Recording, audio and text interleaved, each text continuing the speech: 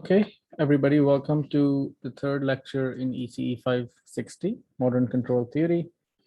Before we get started with our contents today, does anybody have questions about previous material, the homework, or anything in general? Hello, Professor. I have one query regarding the abstract thing. So, what all things you require for that we need to put in the during proposal of that project? Okay, abstract is basically a one-page document. It should contain description of your project in general. What is the main idea that you're trying to work on? What are the deliverables that you're going to do? The major milestones, any references you want to include. So it's going to give me an idea of what basically you're going to come up with at the end of the semester. So we have to describe the components as well, like what all things would be Yeah, there. however much detail you can provide is good because it shows your the clarity of your plan. Thank you, Professor. So there's no format. I mean, I'm sure you've done this Yeah. sort of stuff everywhere. Yes. So a good description of what you're going to do. Yeah. Okay. Right. So title, a description, a set of milestones, references, and if possible, you can also have timelines. Yeah. Okay. Anybody else has a question, or we get started? With regards to the final project, would there be any examples that we could take a look at, or just sort of look at research papers online?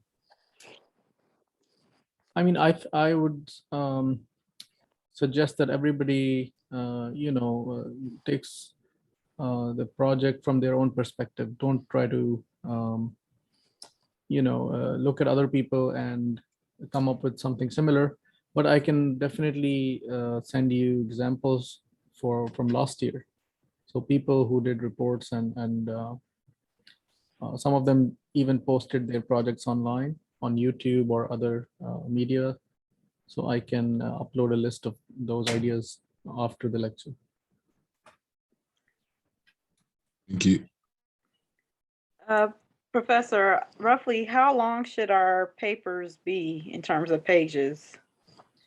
Yeah, I think it's just like an IEEE style report.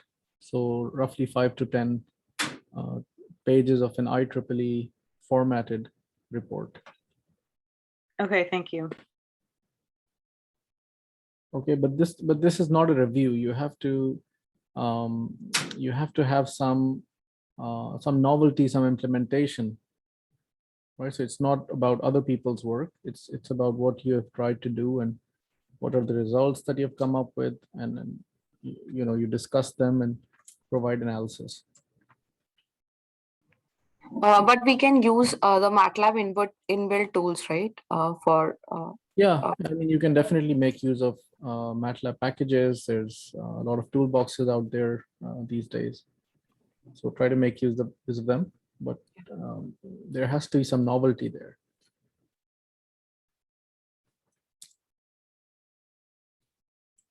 Okay. So let's start with a quick recap of what we have been talking about since the last two lectures. So we saw a control system where there are several stages, and the most fundamental stage is the physical modeling of the system, right? So from that modeling, basically you have a dynamical model, or what we can refer to as the physical dynamics of the system. Okay, so once you have the actual dynamics, which will involve parameters of the system like mass and angles and so many physical quantities, then you try to go to a state space model. Right, state space model, which is a linear differential equation. And if you have more states, it's really becomes a matrix differential equation. So you have a state vector x, which evolves according to this state equation. And you have an output, which is Cx plus du. Right, so everybody is familiar with this by now. And then last time we started talking about how do we solve a linear system, right? How, if we have a linear differential equation, how do we get to the solution? So next stage will be about solving the system.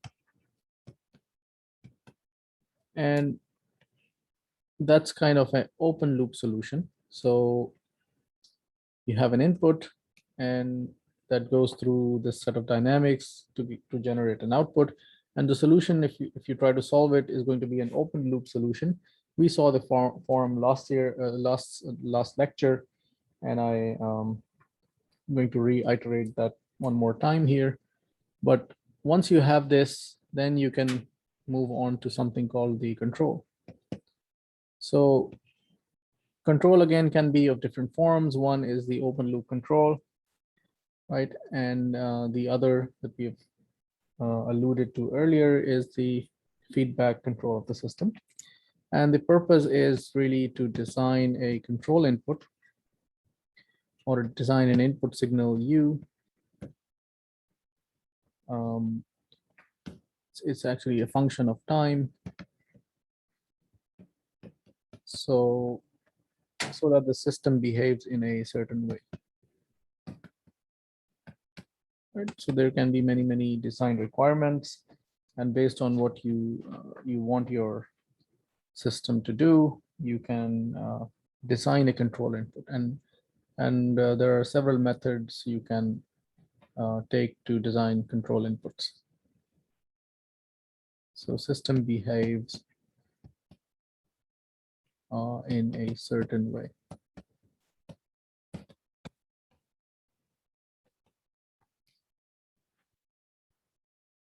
Okay, and when we said we want to solve the system, basically what I mean is what is the x of t equals to, and what is the y of t equals to, right? And given some input u of t and initial conditions.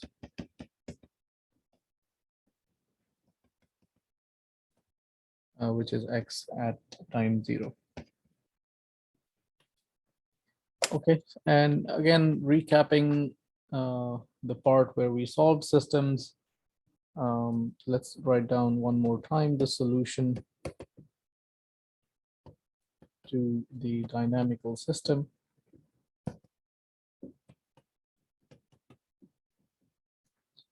Which is x dot equals ax plus bu and y equals to cx plus du with a initial condition, which is, let's say, just x naught here. We saw that the x of t was a combination of two solutions, right? So the first one is the zero input response. So we had e to the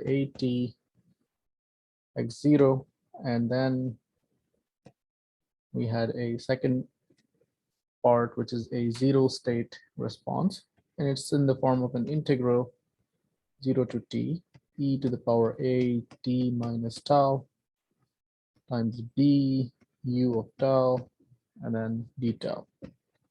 We also saw last time a example where if you're given the matrices, how can you compute e to the power at, and then you substitute it here to get a time varying function, which is your state at time t.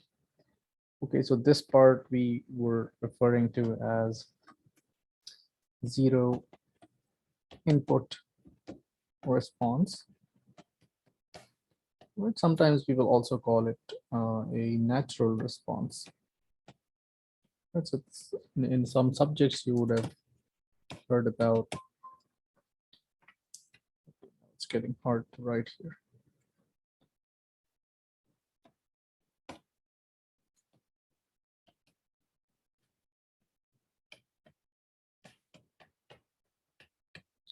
Okay, and second, part is called the zero state response.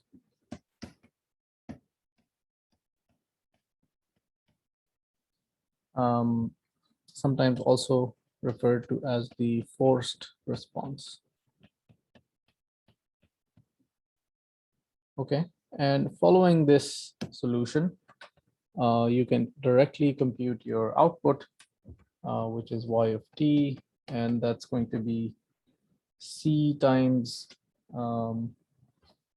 e to the at x0 plus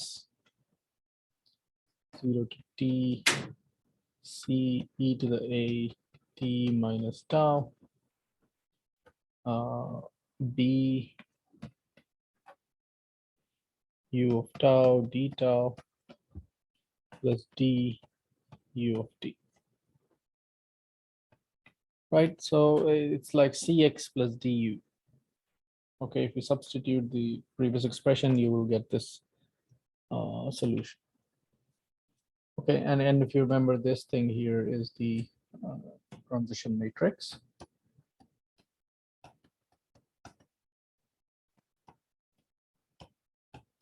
And we call it phi of t.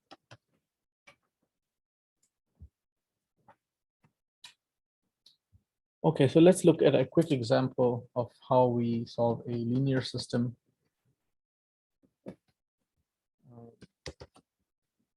Which has a state space model. So consider an LTI system, which is given as x1 dot equals to x2, x2 dot equals to minus x2 plus u, and y equals x1. Okay, so find xt and yt if initial state, which is x at time 0 equals 1, 1. Okay, and input u of t is a delta function, delta of t. So that's your that's the problem that we want to solve. So first thing is to figure out what the matrices A, B, C, and D are for the state space model, right? So right now we have the equations which are in the form of differential equations, but we do not have the matrix form. So first, let's figure out what these are. So in this system, I can directly by observation say that the matrix A is 0, 1, 0, and minus 1. Right, so if somebody cannot figure this out, he should ask me at this stage. Otherwise, this is going to be a problem. And the matrix B is 1, 0. Sorry, it's a BU. So the U is only in the second state, so it's 0 and 1. And the matrix C is just x1, so it's going to be 1 and 0. And the matrix D is just 0. Okay, yes, so somebody has a question.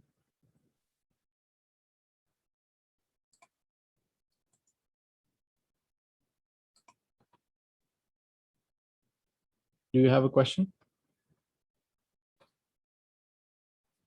I cannot hear you. Maybe you're muted or something. Let's see. Somebody raised his hand.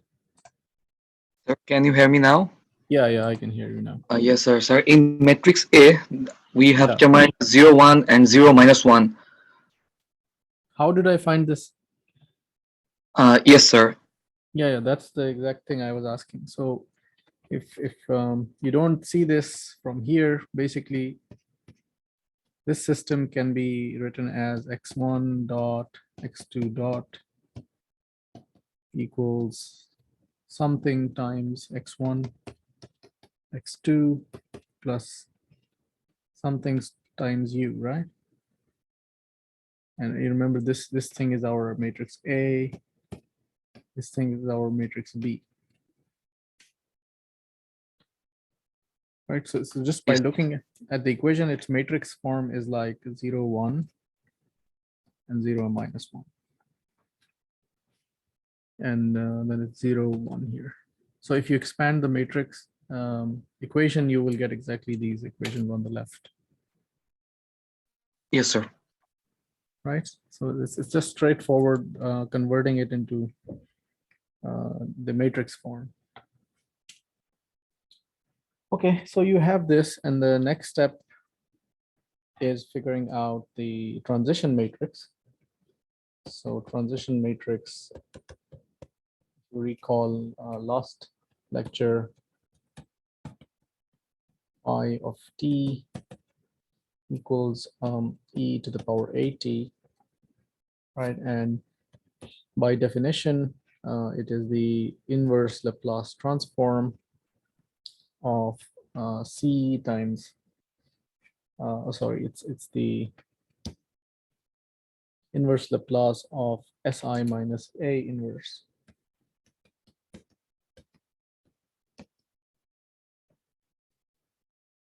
Right? So let me just replace this with a curly bracket. So first thing is computing si minus a inverse, and then we take the Laplace inverse to get the phi of t, which is e to the power at. So it's going to be the inverse Laplace transform of si minus a will be s here will be -1, and then 0, and then s plus 1. And then the thing is you have to invert this. So basically we're looking at the inverse Laplace transform of 1 over s times s plus 1 times the matrix s plus 1, 1, 0, and s.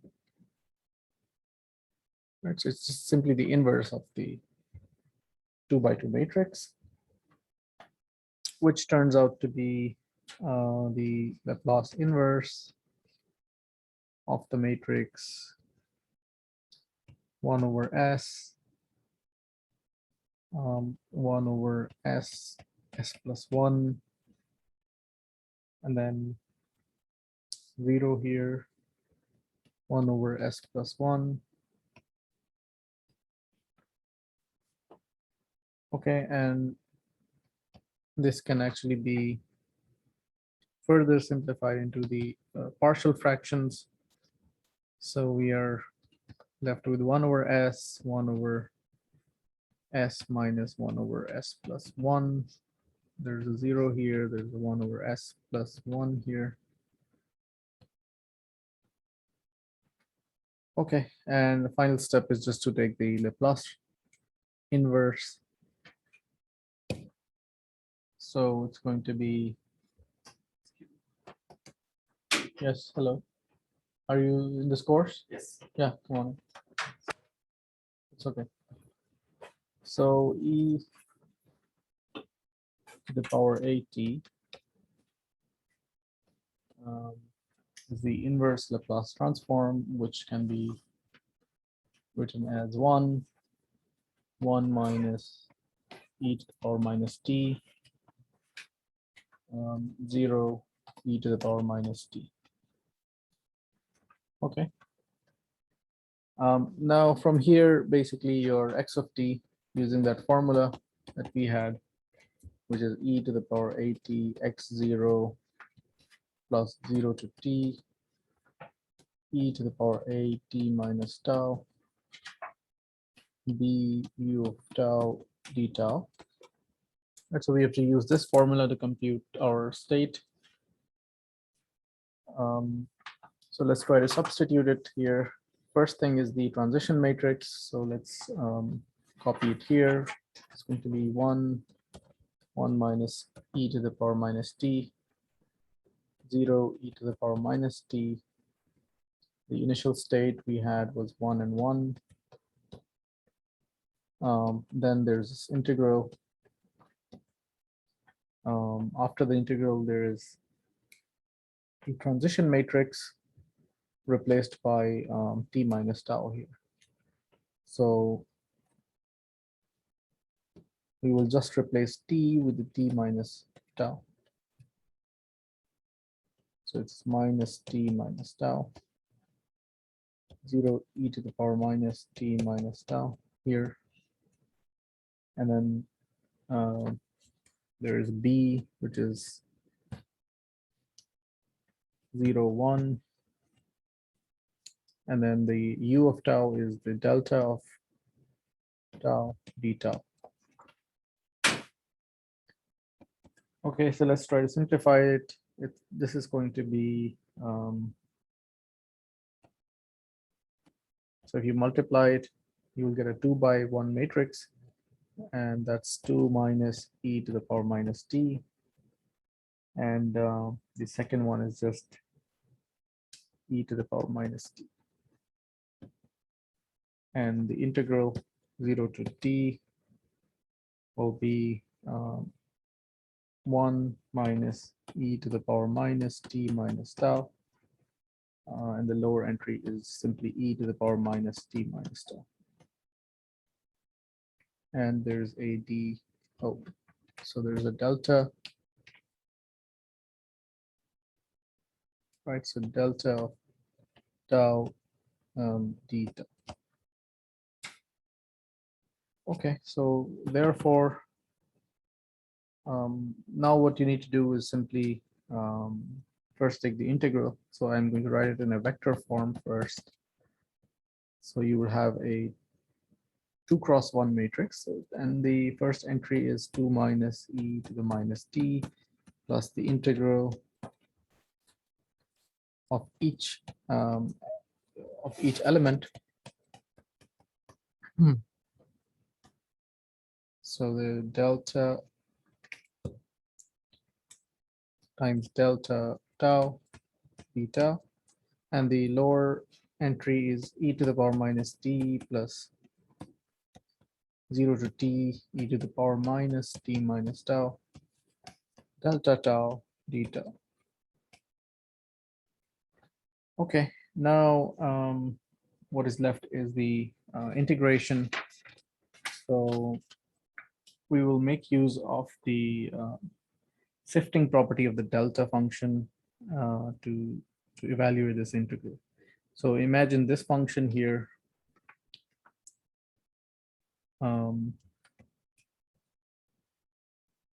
is being multiplied by a delta function, right? So what happens is at tau equals to 0, we simply have the function itself, right? So delta is 0 everywhere except tau equals to 0. So basically, we can simply have I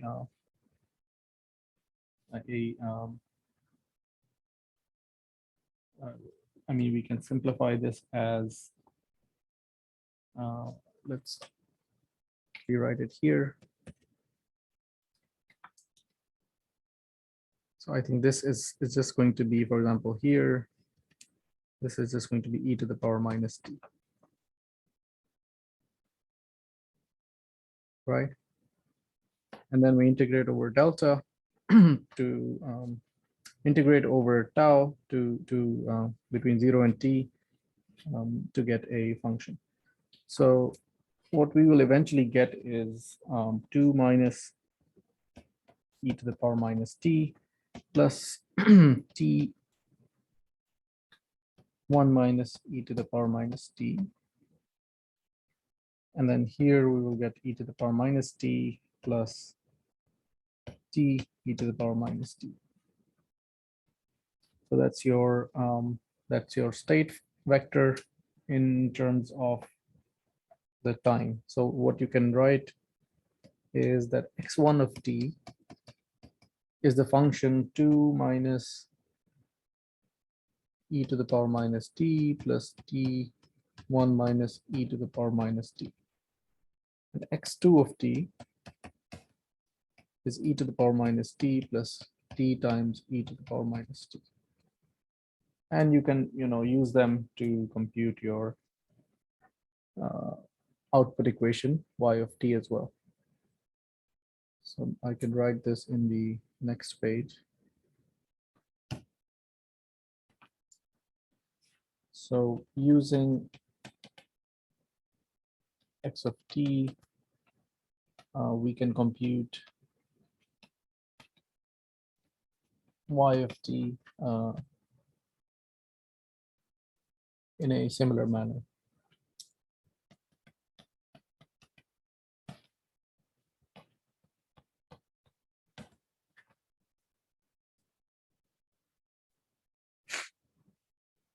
Okay, so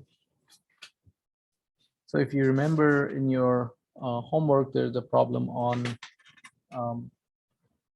MATLAB exercise, and there you're exactly doing a similar stuff. So you have a system dynamic, and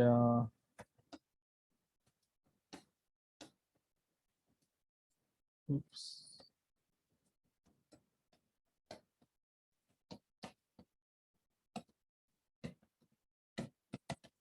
So you have a step input. So you have a step signal,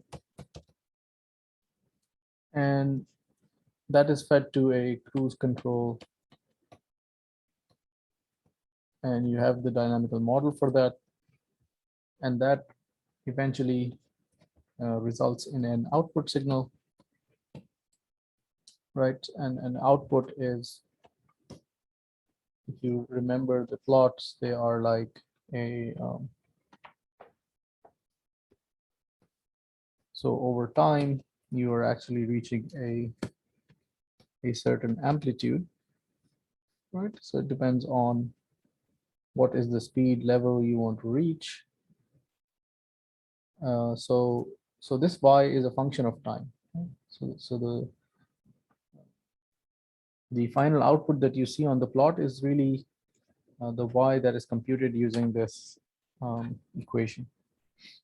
And the good thing about the linear system is you can have an equation that if you substitute t, you can actually plot it in real time.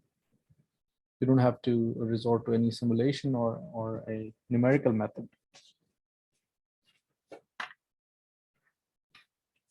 Okay, so last time we did our discussion on the continuous time cases. Now I'm just going to give you an overview of how discrete time variants will look like. So let's look at the case of discrete time control systems. They are roughly similar in a lot of aspects, but we have a few caveats. So just try to remember those differences. So general form is very similar, but there's a small difference there.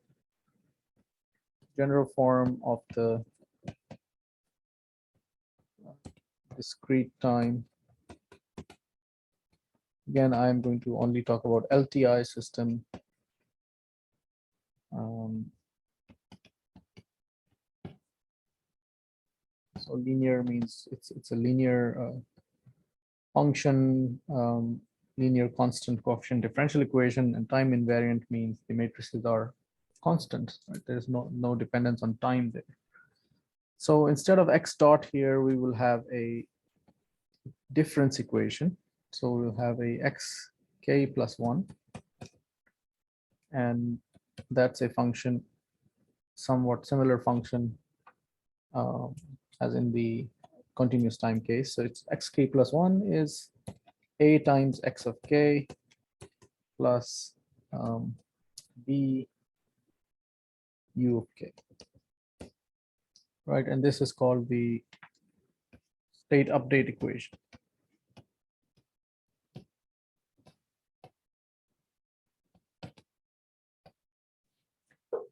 Okay, so remember, any algorithm which is iterative has some form of an update equation, right?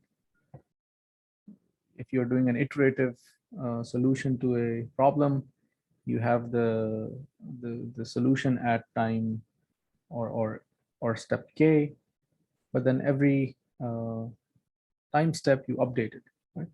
So if that's a linear update, it's really of this form, where you depend on your previous state and update it linearly with it.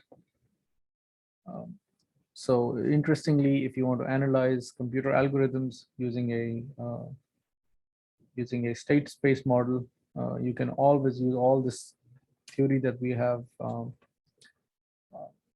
in this course to analyze algorithms that are iterative. And finally, the output equation, again, is a function of k. So output at time k is c times x of k plus d times u of k. Okay, so that's a general form of a discrete time LTI system. It's similar, but instead of a differential equation, you have now a difference equation. Okay, now next step is the solution of systems. So solution of a discrete time system is different from the continuous time system because you don't have a differential equation here. So I'm going to quickly write down a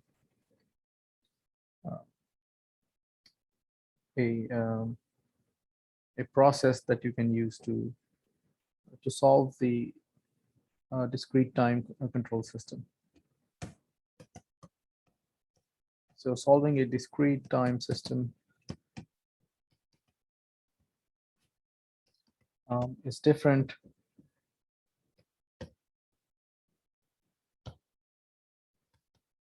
from the continuous time version.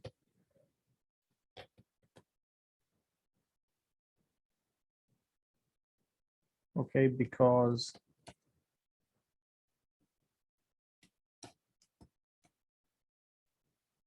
it requires a Z transform, right?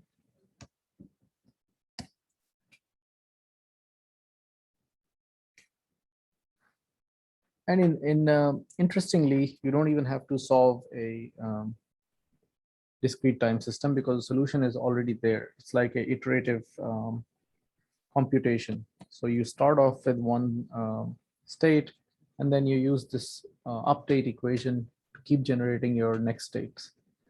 So in general, the solution can be obtained by direct iterative computation.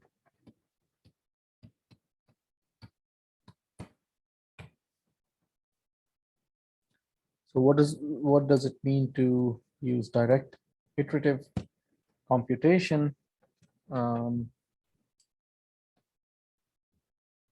It means that if we start from a time step k naught, so let's say k equals to k naught, then you can iterate. So iteration 1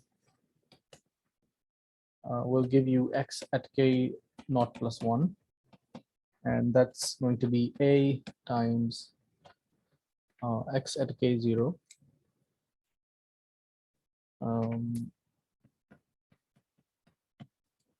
plus b times u at k0,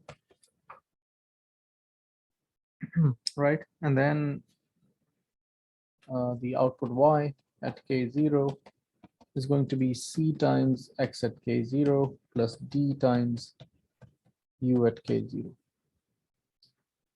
So your second iteration will basically leverage your previous So it's going to be x of k0 plus 2. It's going to be a times x of k0 plus 1 plus b times u of k0 plus 1. So this one here is already computed, right? It's coming from your previous iterate.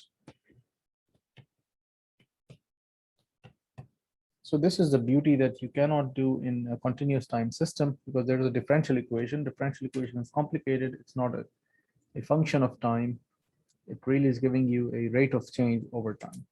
So when it comes to discrete time systems, you really have this flexibility to just iterate over time, and you keep getting your next states. And fortunately, if you start off with a continuous time system, you can always discretize it to enter the discrete world. And there's ways to do it. Probably we will also take a look at that. And oftentimes in the real world applications, the systems that we deal with are discrete time systems. But for the sake of theory and for understanding, we always start off with continuous time system analysis and trying to try to stay in the continuous world when it comes to analysis and mathematical development. But obviously, you can always keep changing from one form to the other. And output y at k naught plus 2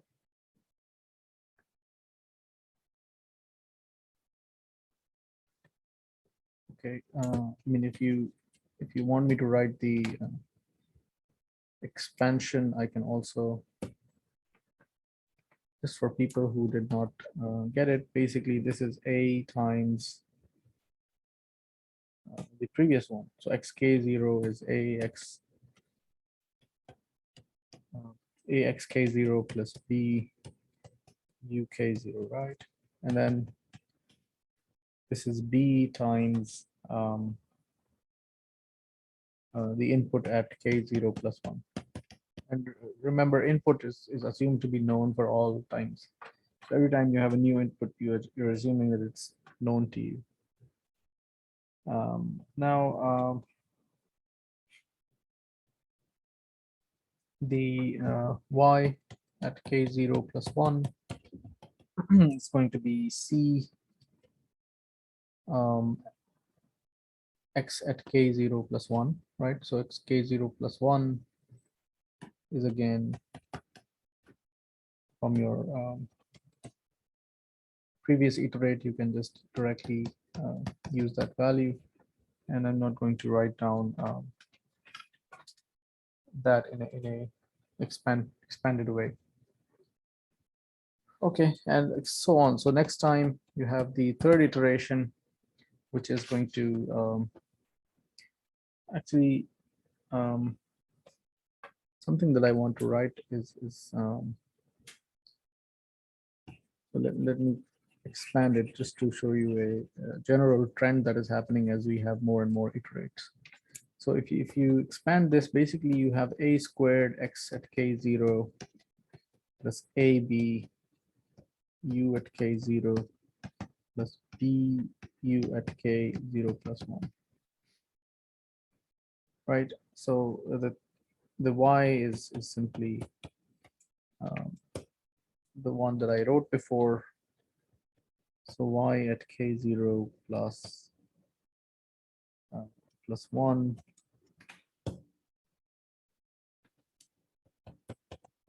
is basically c x at k0 plus 1 plus d u at k0 plus 1. So I mean, I'm going to highlight what's the importance of this a square later on. So let's look at the third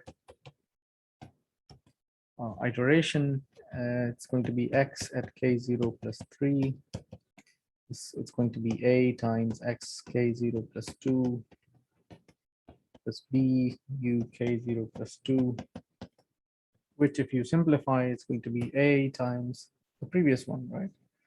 The previous one was a squared xk0 plus ab u k0 plus b u of k0 plus 1 plus the b term, so it's u k0 plus 2. And if you expand it, it's going to be a cube this time,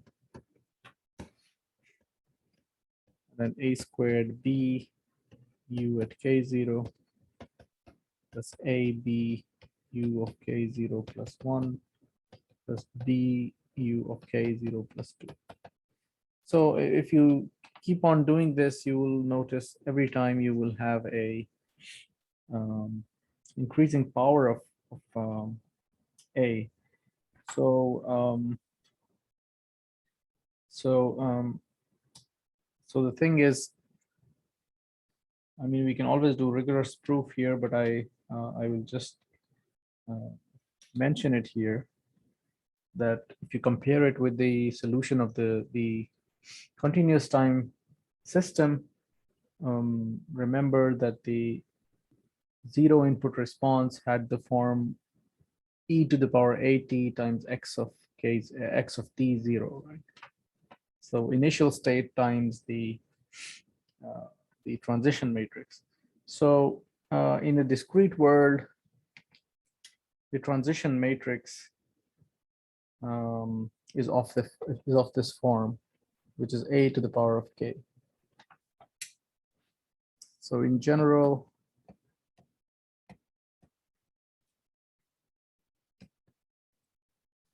or let's just say the transition matrix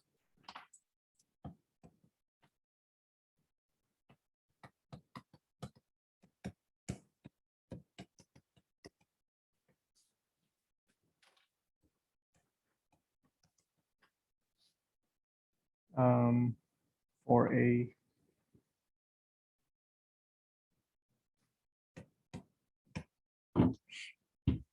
discrete time system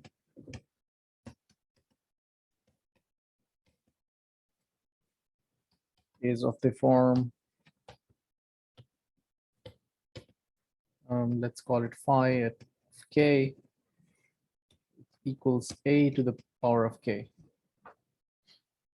Right, so imagine you're trying to solve a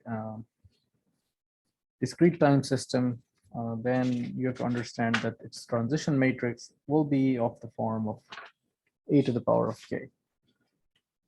And transition matrix has a very important role that's going to be uncovered later in the lecture. So it's good to be aware of the form of the transition matrix and how we can basically use them in the solution.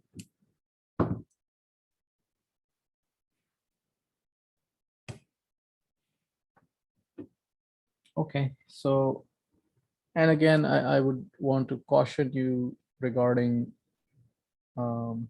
transition matrices that this is not really an element-wise power, right? So a to the power k is like the matrix A multiplied by itself k times, right? So it's not an element. It's not an element-wise power of the elements of A.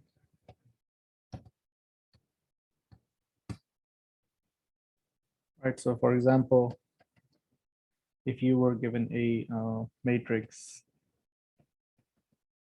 1, 2, 3, and 4, then A squared is not basically squaring everything, right? So 1, 4, 9, and 16. This is not A squared. A squared is really A times A, right? So A squared is basically A times A. So if you do the matrix multiplication, you'll get something different. I mean, I'm pretty sure everybody is aware of it, but just try not to make these sort of silly mistakes. Okay. So we said, so for discrete time systems, we have to use the Z transform.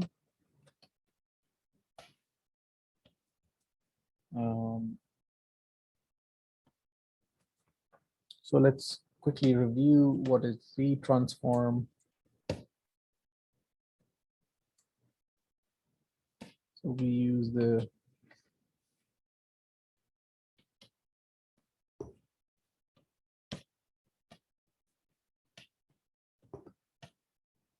Z transform, which is defined as now the Z of a function, and the function obviously has to be a discrete function, is basically a infinite summation. If you're talking about a one-sided Z transform, it's from 0 to infinity. The function times Z to the power minus K, and the region of convergence has to be bigger than 1, right? So that this summation can converge. Right, so it's called the ROC, or region of convergence, right? Because the summation will only converge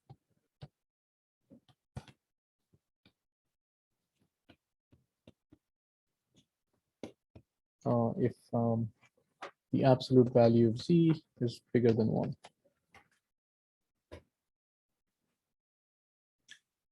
Okay, and just like the Laplace transform, the Z transform also has some properties and some Z transform pairs. So if you take the Z transform of something, you get another function, and then it is again reversible with the inverse Z transform. So some common, just a couple of them I will write here, because that's what we're going to use in a lot of system analysis. So some common Z transform pairs are, let's say, if you are using a unit step function, so let's call it U of K, and just write here a unit step function.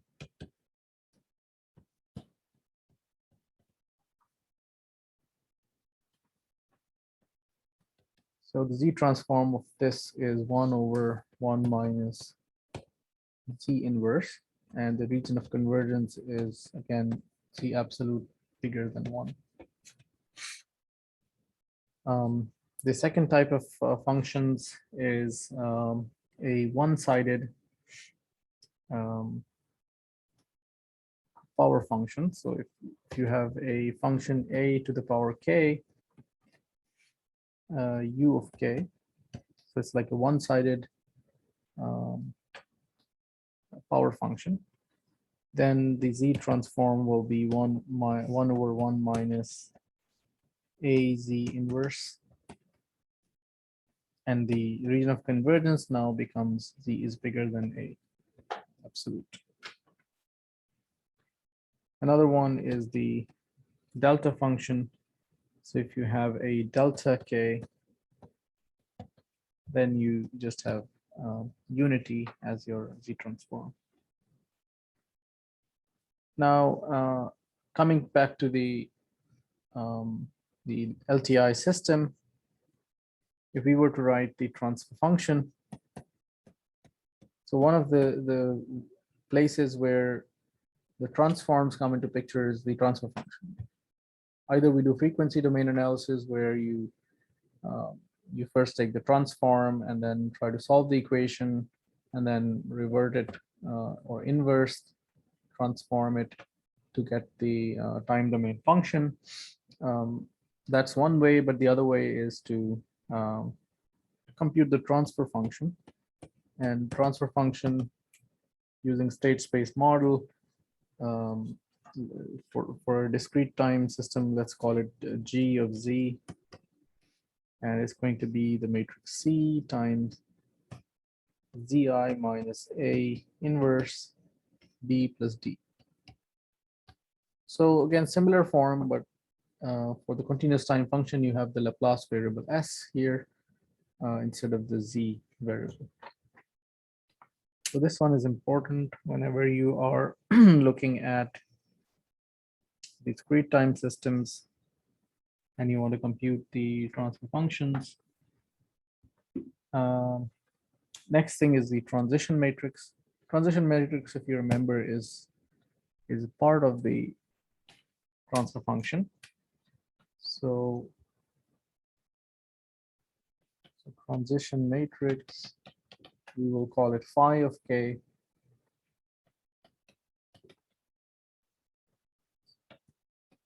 So phi of k, which is, again, I told you earlier, it's a to the power k. Or the other way is you take the z inverse of z times zi minus a inverse.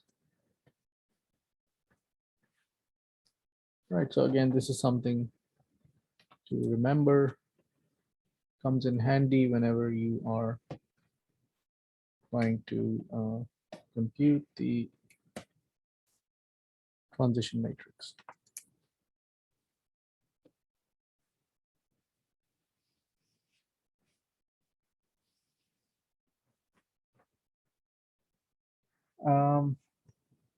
So once you have these, I will also write down the solution of the discrete time system.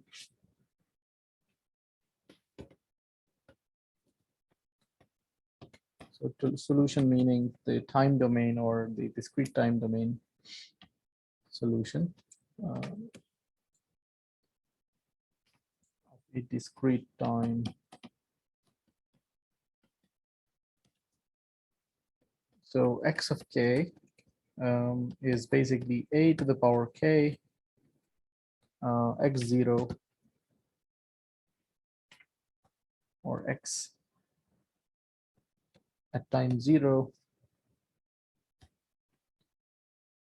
Remember, this is the natural response or the zero input response, and then you have a summation m0 to k a to the power m d and then u of m, and the output y of k is simply c a to the power k x0 plus the summation m is 0 to k c times a to the power m d u m plus d u of k. Right, so it's simply an analog of the continuous time system, but remember there is some caveats. So, and those are related mainly to the Z transform and the way the transition matrix is different in the case of discrete time systems.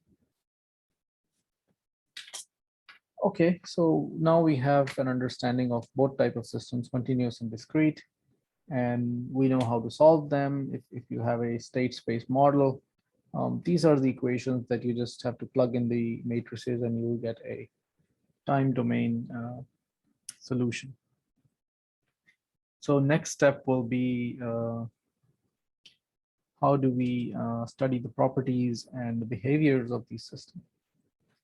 But before that, probably it's a good idea to bring in an example about discrete time systems, just like we did for the previous one. So let me do a quick example for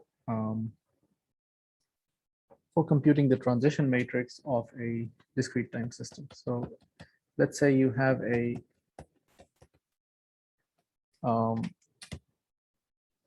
state space model, and we want to find the transition matrix,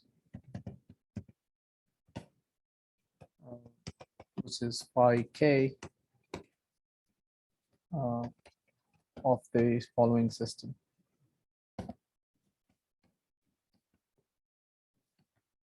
So the system is defined by equations.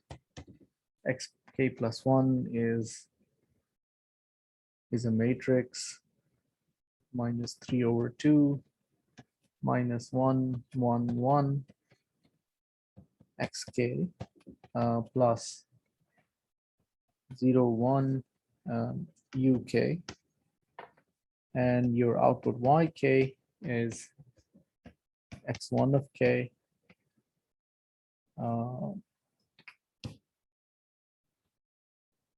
so it's x1 of k plus x2 of k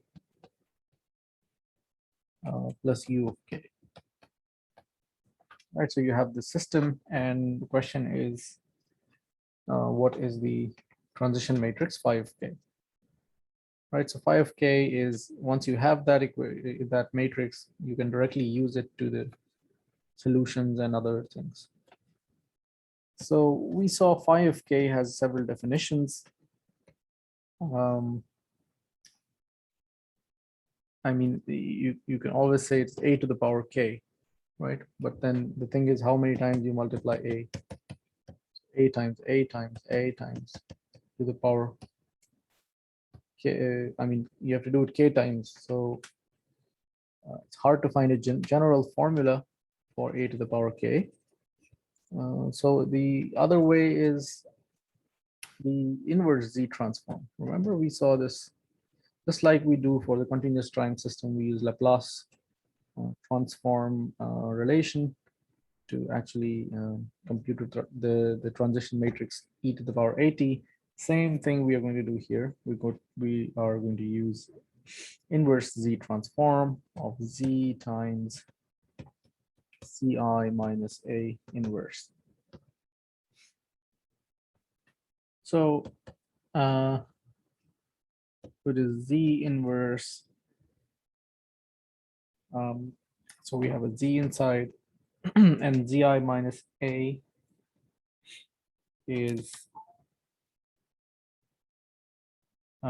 it's Z plus 3/2. So there's a matrix Z plus 3/2. Then we have 1, minus 1, Z minus 1. You have to take the inverse of this, and the next step will be to keep the Z inverse here. It's going to be Z over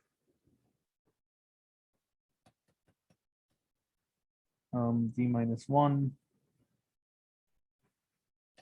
Z plus 3/2 plus 1, and then we will have the matrix Z minus 1, minus 1, 1, Z plus 3/2.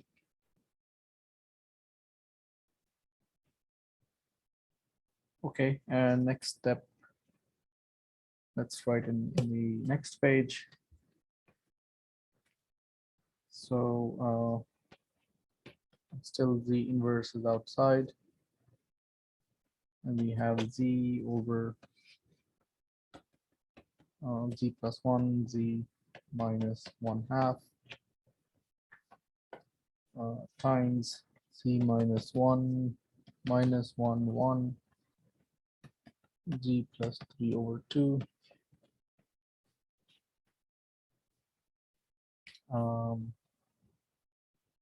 Okay, so if we have this, then we can, consolidate everything into the matrix. So we have a inverse Z transform of this matrix where it's going to be Z minus 1, Z plus 1, Z minus half, and then Z over simply multiplying the determinant with the inverse. So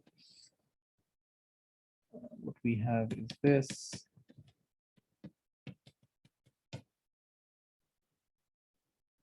Yeah, and then we have z plus 3 over 2 divided by z plus 1, z minus half. Okay, now to take the inverse z transform, we need to have simplified fractions, right? So like partial fractions. So I'm just going to write them down here for you, but if you actually want to do it, you have to convert these into partial fractions, and then the z transform is easier because you have the tables that can directly tell you what the time domain function will be. So the first element here can be written as 1 minus 1 over 3 times 2z minus 1 minus 4 over.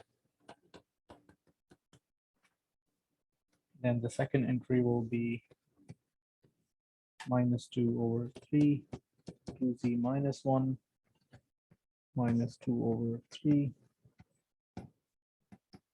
z plus 1. Here you have the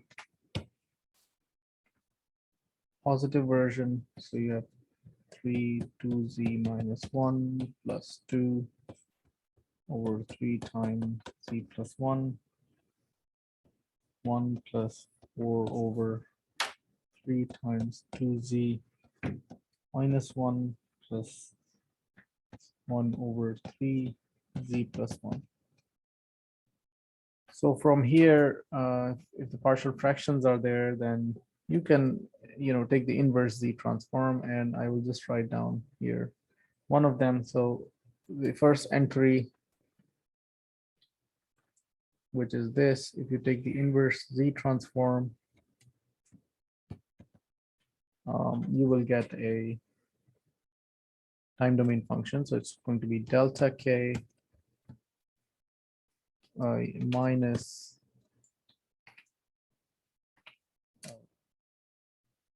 so 1 over 3 is outside, and then you have 2 to the power minus k u of the big U, k minus 1, and then you have minus 4 over 3 minus 1 to the power k plus 1, and then u k minus 1, and so on. So I think here you will have something, the same idea. I mean, the point here is not to scare you with the functions, but essentially the idea is that this is your phi of k. Right, so that's a transition matrix as a function of the time index k. So the other elements can also be computed in the similar way, and I'm going to add a quick remark here.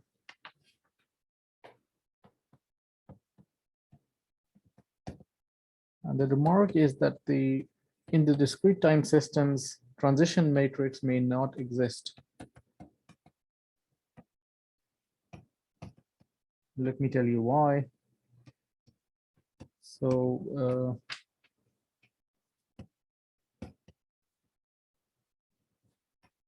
and the reason is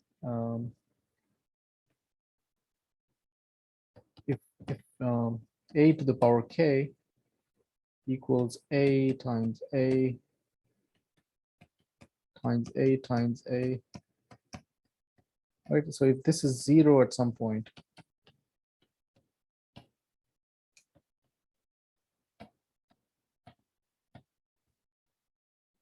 then the transition matrix will be undefined. You will not have a function of k to give you a to the power k.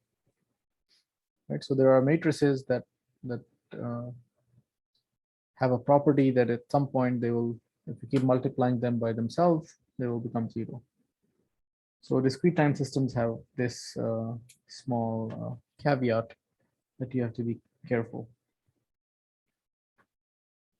Okay, so next topic will be the studying the role of the matrix A in system response. Okay, so we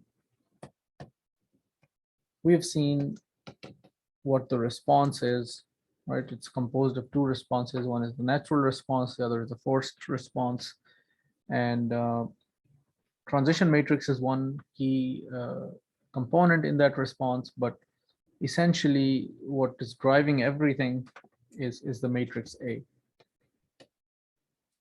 Right, so I should actually highlight this.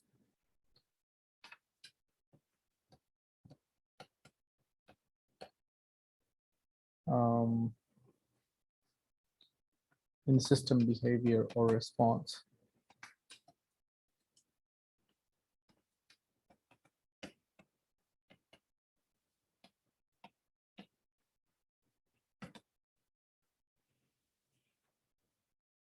So what I want to say is that matrix A plays a critical role or a key role in the system transfer function.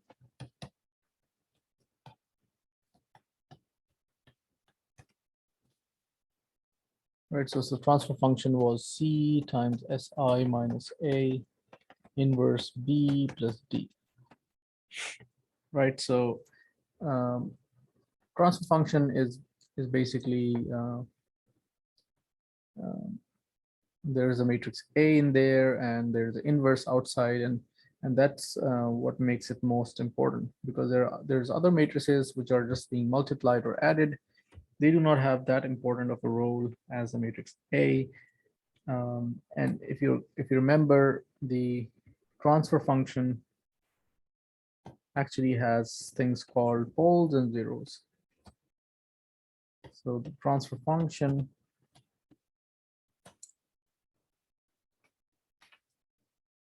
has poles and something called the zeros, right? So poles, if you remember, is the roots of the denominator. And the zeros are roots of the numerator in the transfer function. So what are these roots and what is their role in eventually the response of the system is very interesting. So imagine first there is a real and imaginary axis. So let's say this is the real axis, this is the imaginary axis. So for this type of systems that we are dealing with, which are LTI systems, linear constant coefficient type, those type of systems will have poles and zeros, but they can either be on the real line or they can exist in complex conjugate pairs. So imagine there's a zero here, but you can also have poles, but the poles have to be in a complex conjugate pairs, right? And I'll so let's call this a pole. The way to represent pole is a cross, and the way to represent a zero is a circle. And they are usually mapped onto a complex plane. And the property that I just told you is that the poles or zeros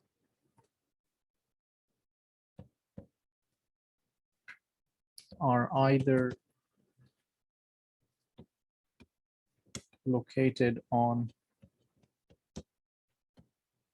the real line, or they occur in complex conjugate pairs.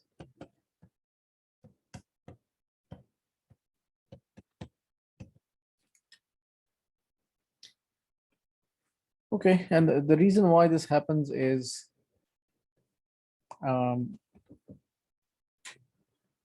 because the polynomials in the transfer function have real coefficients.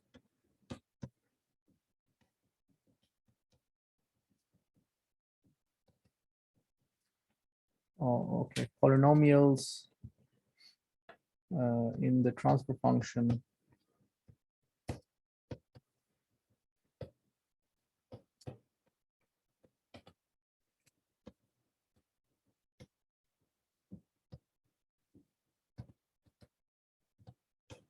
this is a algebraic property that if you have a polynomial with real coefficients, then your roots will either be real or they will be in complex conjugate pairs, right?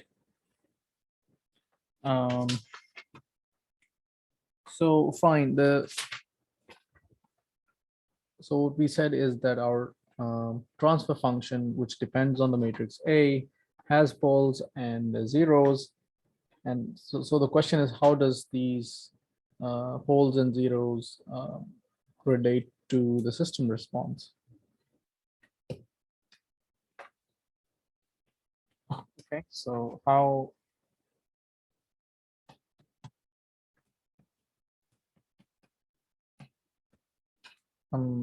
so I mean, for now we will only talk about the poles, because zeros have little impact on at least the system response, but they are important and they also have some role to play. So how do poles and zeros impact system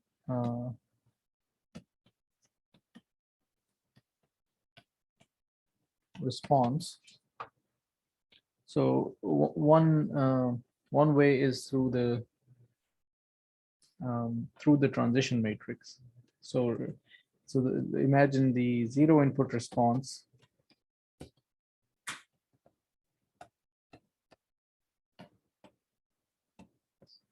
of a system can be written as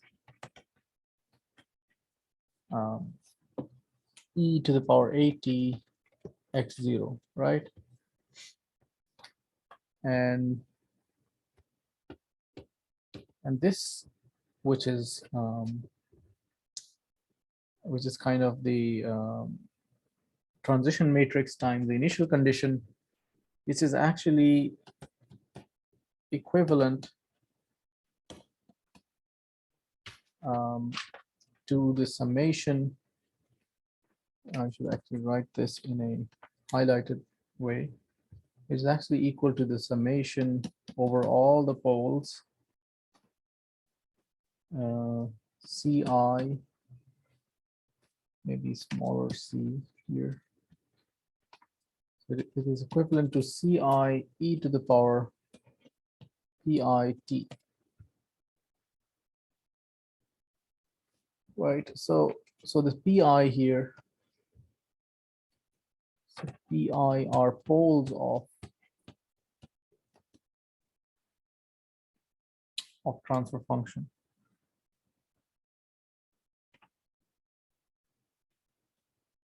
Actually, there's no x here, but so interestingly, the pi are poles of transfer function, and the poles are also the eigenvalues of A. So you see the link here. So basically, poles are the eigenvalues of the matrix A, and they are also the roots of the denominator in the transfer function. So the way they impact the system response is because they are part of the power in the exponential. So if the pole is positive, the exponential is going to blow up as the time grows. So for any system to be stable and to have a bounded output, the pole has to be negative.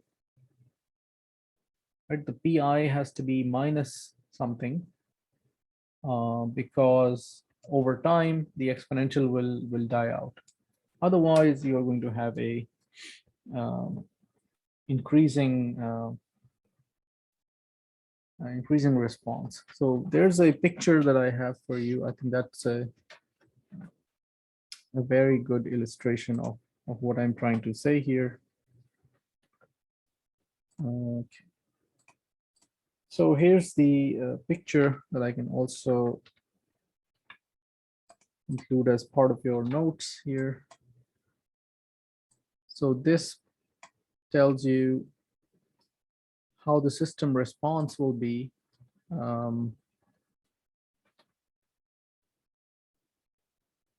for different type of system poles.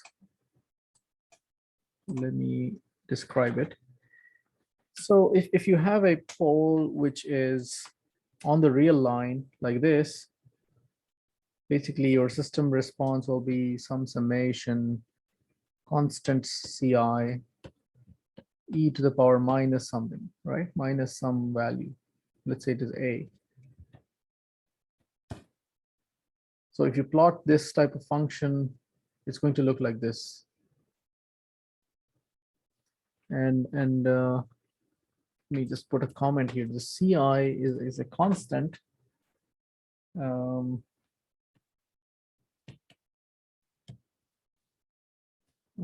Evaluated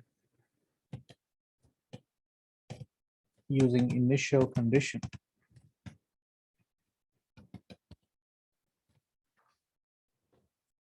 So if the pole is on the real line, which is here, and there's a value A, the response of the system will be summation, some constant times the exponential to the power minus AT. And if you plot this as a function of time, this is going to look like this. Right, so as time grows, this basically just diminishes, goes to 0. But on the other hand, if the pole is here, if it is positive value, then the exponential is going to grow over time, like this. So so that's something called unstable system. So this entire region is unstable because the exponential in your system response blows up. Okay, now I mean this if things are on the real line, it is very easy to see this. But if you have complex conjugate poles, then the behavior is similar, but there's harmonics in there. Right, so if your system has complex conjugate poles, then you will start to have harmonics. And the reason for this is because you will have a summation CI e to the power, let's say, a minus, because the pole is complex now. So you will have A plus BJ, right? Or BI or whatever complex number you have. So if you have this, then you remember the Euler's identity, which is e to the power j theta is a cosine theta plus j sine theta.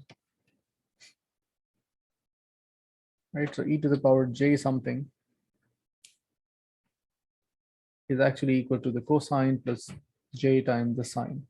So you will start to have these harmonic terms. So that's basically leading to the oscillatory behavior.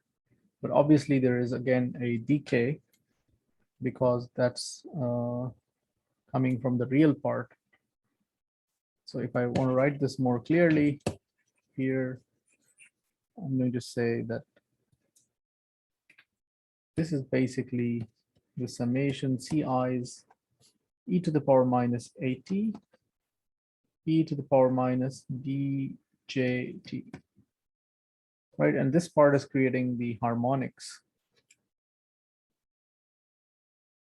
And this part is basically diminishing the harmonics, right? So as time grows, this one of the terms is going to diminish result. The other is actually creating the oscillatory behavior. And the reverse is true if things are on the positive side. So if you have a positive pole, then that's a disaster, because if you even start from zero, over time, it's going to grow into a unbounded kind of output or state. So that's something which is not desired. So, I mean, it's important to understand that poles and zeros have a very critical role in the system. And this diagram really sums it all up. So the question is, where should the poles be for a system? And that's one of the questions we will address when it comes to control. But right now, the important thing to understand is, what are poles? So poles are eigenvalues of the matrix A. So you see the link between A and how the system behaves. So all these four figures, how will your system behave from one of these is going to depend only on A. Right? There's nothing to do with B, nothing to do with C, nothing to do with the matrix D. So A is kind of the most critical when it comes to system response. Obviously, other matrices have their role, but that's really a supplementary role. Okay. Yes. The system will be more stable in quadrant 2, right? Decreasing in harmonics. It's not about being more or less. So stability is, again, is a technical thing. We will study that, but it's about the type of system. I mean, if your system is a spring mass system, or let's say it is a pendulum, then basically it has a transfer function which is having these two poles. So obviously its response is going to be like this, right? So over time, if you remember the pendulum example, pendulum is going to have a decreasing oscillations, eventually goes to rest. So it's if you plot the angle, right, angle against time, that's what it's going to be looking like. But in your cruise control, your response is different, right? You don't want to do like this. You want to have a smoother response. So if you're designing a system like that, you want to make sure your pole are only on the real line. They are not in a complex plane. So real poles will never have any oscillations. Systems with imaginary poles are going to have some oscillatory behavior. Okay. Now, yeah, maybe I can just write this also. So the response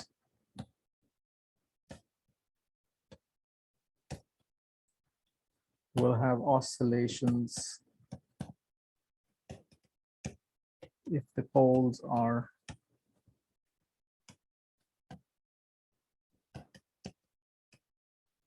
complex conjugate pairs, and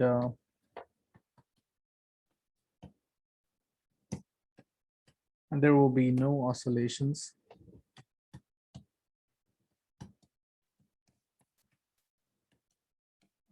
if the poles are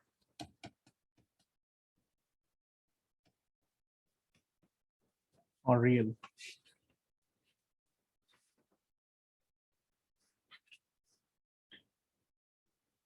Okay, and also another important aspect.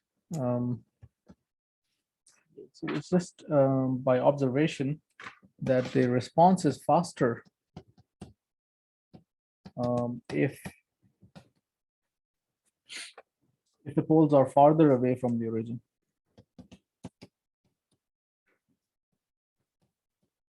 So do you see the reason why?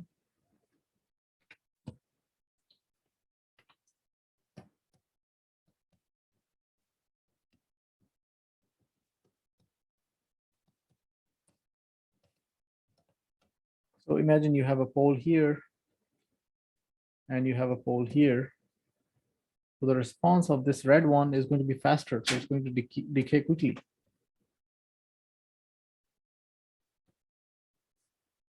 And the reason why this is happening is because it is an exponential, right? E to the power minus pt. So the larger the pole, it's going to decay faster.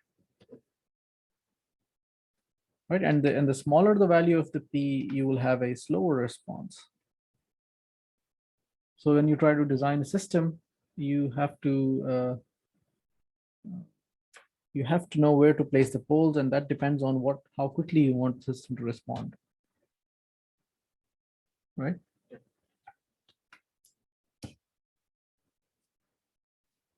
Okay. Perfect. So as a general rule, basically, for stable systems,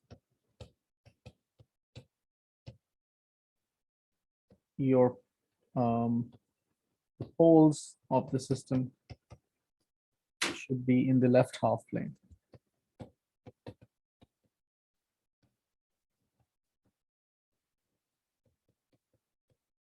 Okay.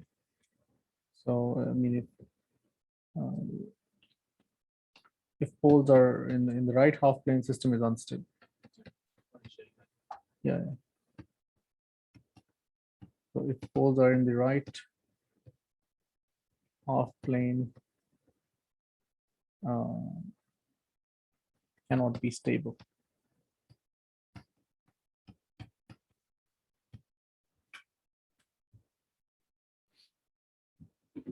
Okay, and now let's look at the discrete time version also. Again, it's similar, but you have to understand that there are some differences because of the way the transition matrix is computed. So just to mention here, for discrete time systems,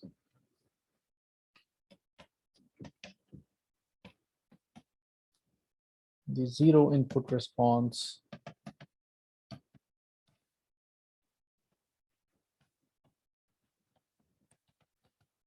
is of the form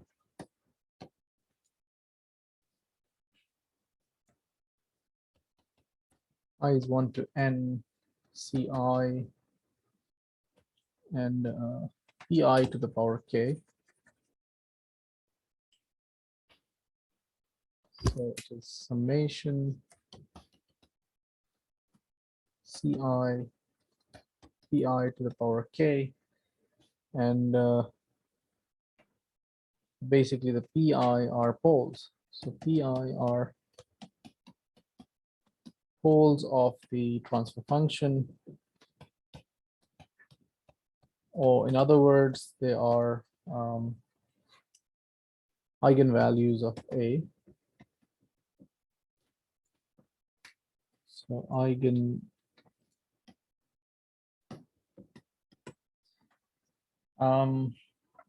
Ci again is constant, right? And using the initial condition, you can find the constant Ci. But now, interestingly, for this to not blow up, basically your pi has to be smaller than 1. I mean, this is a summation, right? So summation of terms of the form pi to the power k. If you want the summation to converge, the condition is what? Oh, basically this, so I'm sorry for this. So it has to be a k equal 1 to n.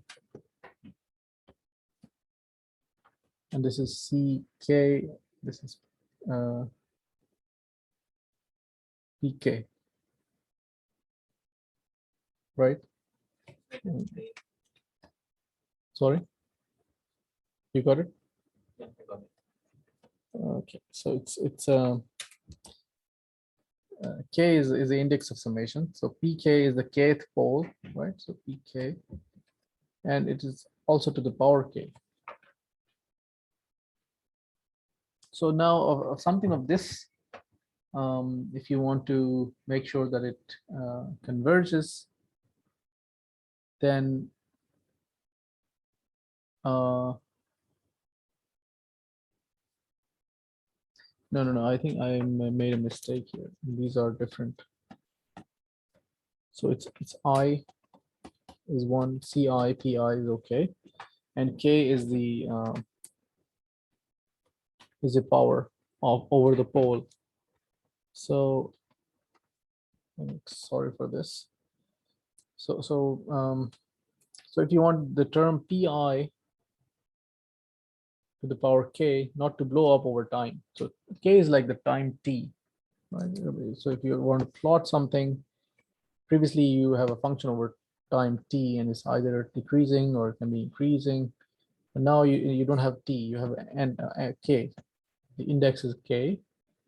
So if you over time plot it, then for this function to not blow up, your pole has to be smaller than 1.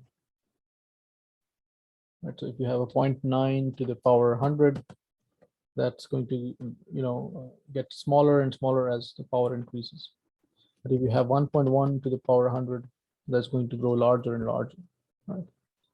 As the k or the power increases. So so here the pi, note that pi should be less than 1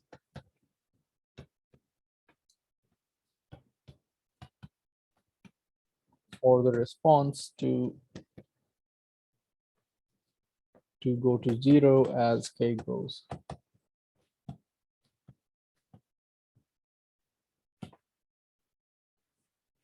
So in other words, systems people who have taken courses before, I think they remember that people always talk about unit circle, right? So when it comes to discrete time systems, so all the poles must be inside the unit circle. If you have a discrete time system, you're not looking at the previous diagram anymore. You are actually looking at a diagram that has a unit circle. So if this is real, this is imaginary, you are basically looking at one. Sorry, I have to draw it carefully.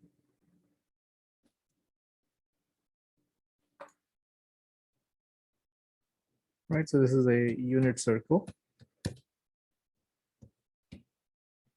And so if you want to have a pole here, that's going to make things blow up, right? I mean, anywhere basically. Obviously, if it's here, then it also has to be here. And if there is a pole here, then that's good. So this and this is a unstable poles, and these are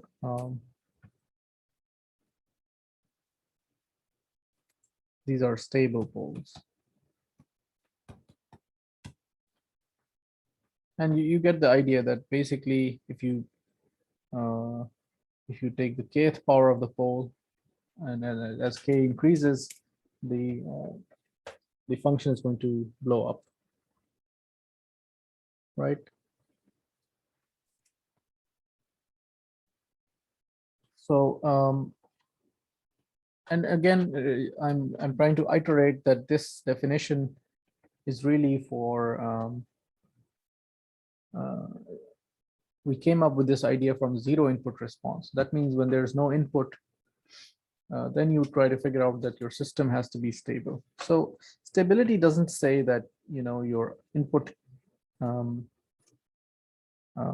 if even if the input is out of bound, your system should behave normally. That's not the claim made for stability. So the idea behind stability is that your system should be stable or bounded output when the input is also bounded. I'm going to write that statement here. So stability does not imply that if the input is out of bound,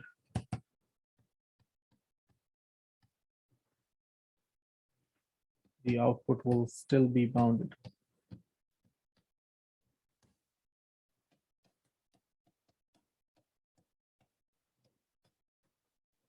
Okay, so therefore we have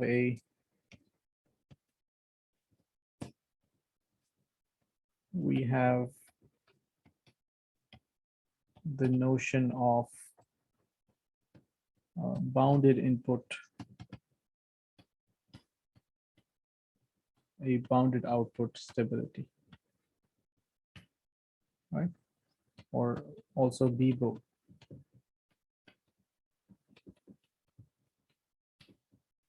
So whenever we say the system is stable, what we mean really is whether the system is stable when the input is bounded, right? We don't talk about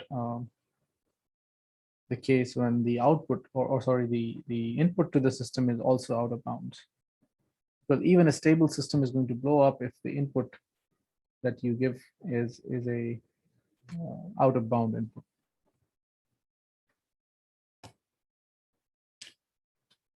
Okay,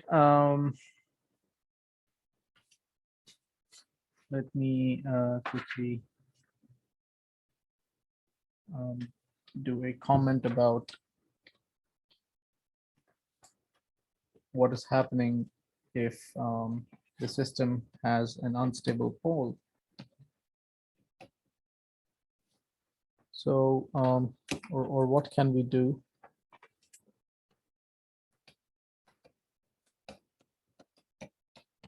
System has a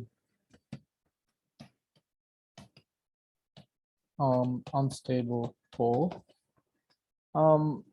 Basically, there's two possibilities that we can look into when it comes to this scenario. One is, you know, having a situation where a pole cancels with a zero, right? I mean, if your system does not have zero by itself, can you add another system, cascade it to the original system? Hopefully that unstable pole gets zeroed out. That's one possibility, but even with that cancellation, there might be an internal instability that will still remain. But at least some stability will be there if you are able to cancel a pole with a zero. The other possibility is using a feedback can help in modifying the location of the pole.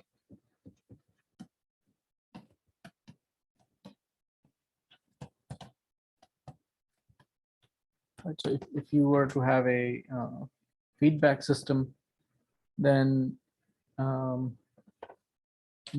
can quickly draw a figure here.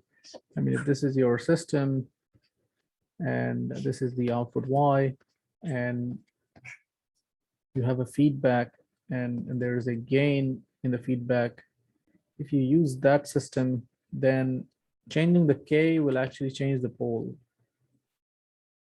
the location of the poles. So if you had a unstable system, feedback can stabilize it by changing the location of the poles. And that's going to be one of the topics in this course. We will see the entire process of doing that. Now, let's see how much time we have. Okay, so the thing that we didn't talk about much is the difference between state space and transfer function realization of systems. So maybe let's study the state space versus transfer function realization of systems. It's like a comparison between the two. So you all know state space is simple: x dot ax plus bu, y is cx plus du. And the transfer function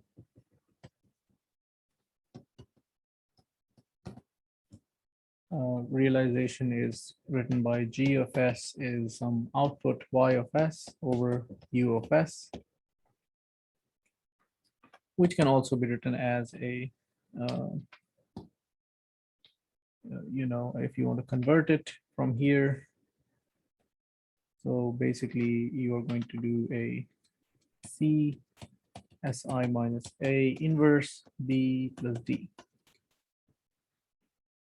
Okay, and I think we already mentioned that transfer function would only exist if si minus a inverse is possible, right? And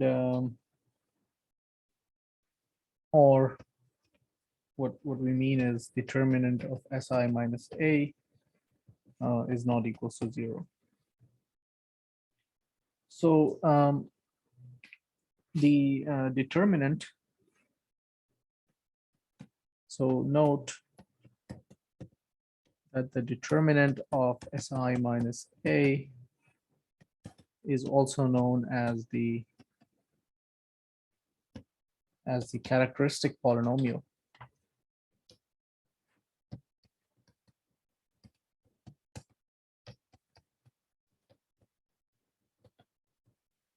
So characteristic polynomial of matrix A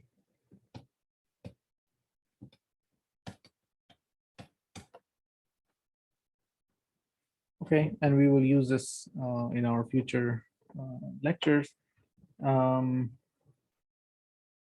But the roots of the characteristic polynomial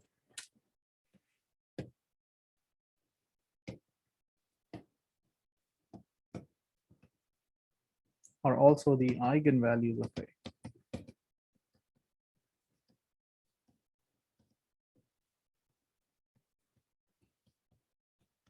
Are the eigen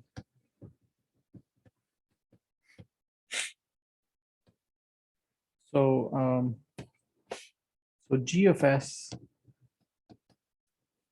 is open loop stable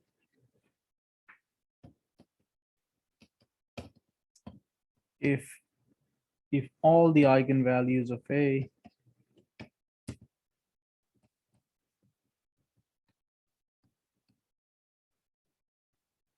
are in the left half plane or in the left half plane or inside unit circle. Right, so again, this is continuous and discrete difference. So if it is continuous, then we want to have a left half plane location of poles. If the system that we're dealing with is a discrete time system, then our poles should be within the unit circle. So important thing to note here is that these two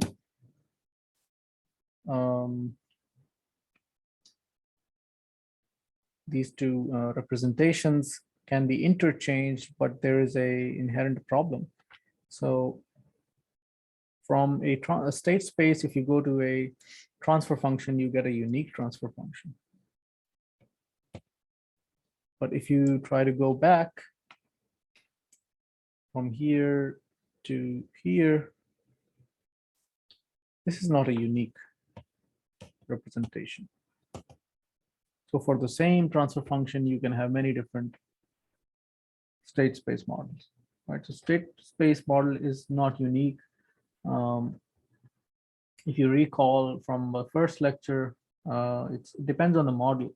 Anyone can pick any different state. It depends on what state variable you pick. Also, I mean, one way to look at this is you can always rename the states. So if somebody calls a state X1, you can always call it X2 and so on. So obviously both people will have a different state space model. Everybody please mute themselves if they're not speaking. Hello, Professor. Yes. So you said the left half plane and inside the unit circle. Is it and or? It is or. So so I mean, this is the situation for discrete. Oh, sorry, the continuous case. And this is the unit circle condition for discrete case. Is that clear? Yes, thank you. Okay, so so you see the problem that a state space representation can be unique, but sorry, it's a state space can be any different representation, but the transfer function is unique. So let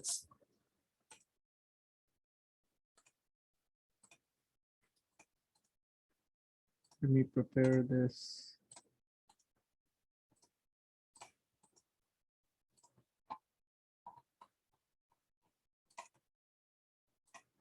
Okay, so what I was saying is with the state space,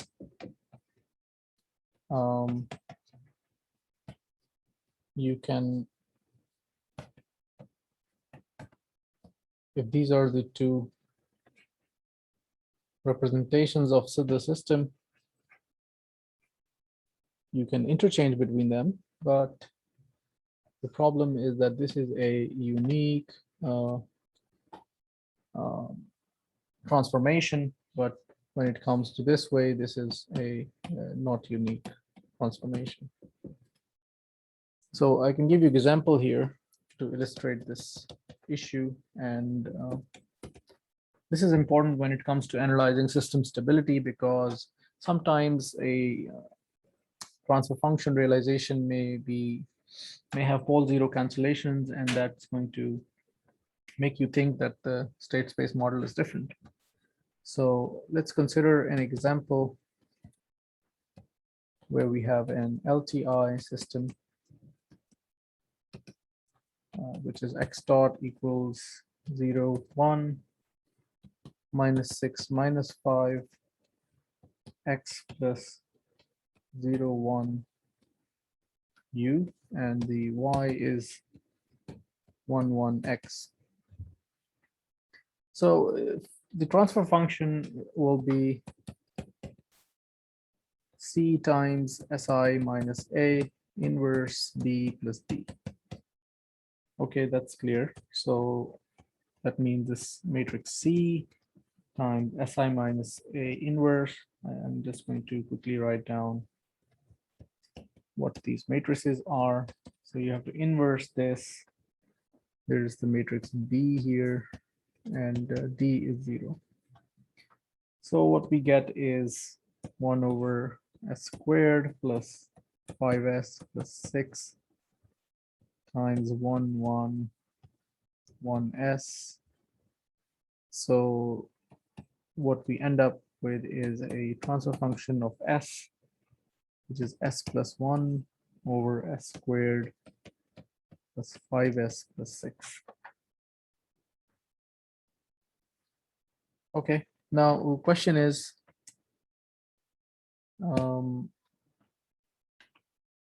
is the state space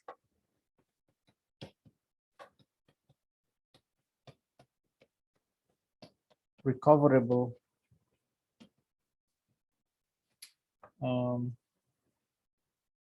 from the transfer function?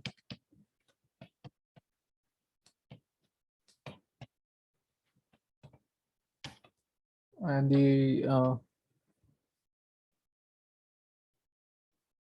the answer is no.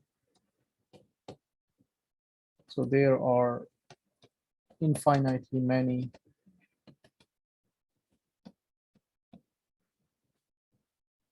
state space representations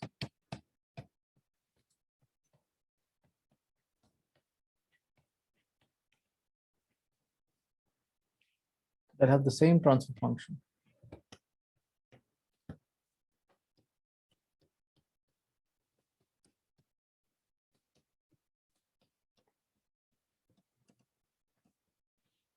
Okay, so I mean, I can give you examples. So for example, the x dot equals 0 minus 6, 1 minus 5, x plus 1 1 u, and y equals 0 1 x, and the other representation is minus 3 0 0 minus 2 x plus 1 1 u, y equals 2 minus 1 x, have the same transfer function.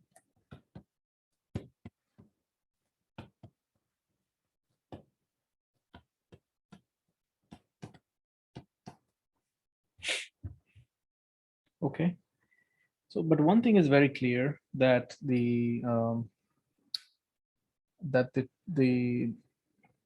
poles of and zeros of the transfer function should be the same for the state space model and the transfer function.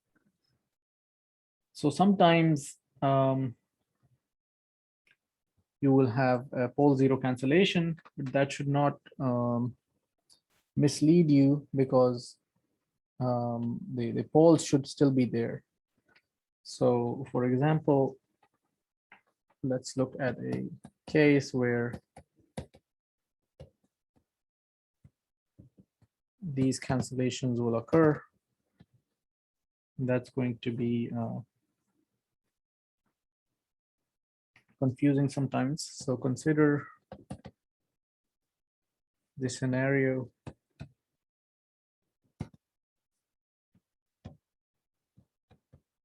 where the transfer function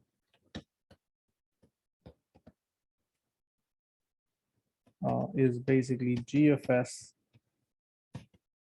equals s plus 2. Let's write it down. Here is s plus 2 over s squared plus 5s plus 6 right? So if you try to factorize it, it turns out to be s plus 2, s plus 3 here. And eventually you can actually just get rid of this. So what you will tell me is that the transfer function is 1 over s plus 3, and that is a fact that the transfer function is 1 over s plus 3. Now, if we want to recover the state space, so remember this is the exact same transfer function that we are talking about. Actually, it's s plus. The previous one has a s plus 1 here, but imagine there was a s plus 2. So if we were to recover the state space,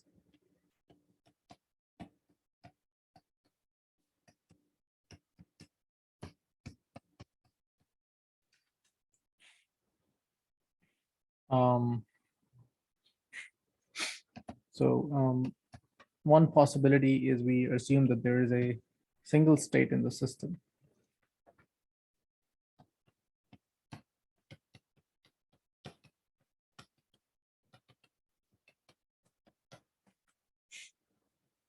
Is to consider a system with a single state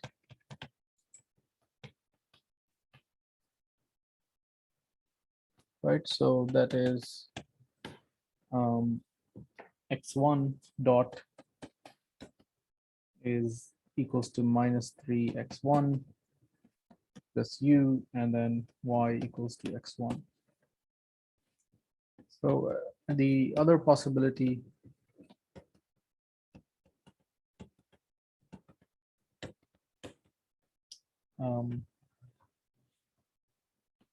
is to consider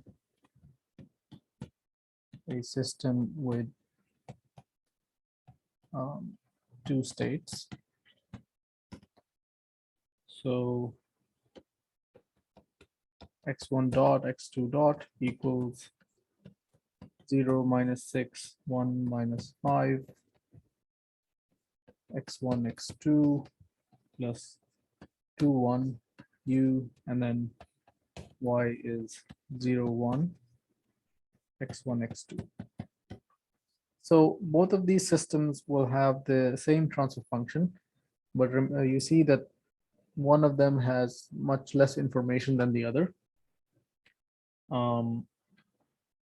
So the thing is, the pole zero cancellation has actually made this discrepancy between the two representations. So you might think that the system only has a one pole, but actually the system has two poles. One of them has been cancelled. So so let me talk a little bit about the stability implications. But as a matter of fact, the number of poles of the system are, so poles may be hidden in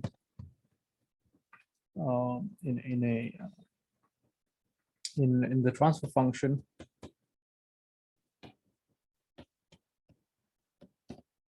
due to cancellation with the zeros.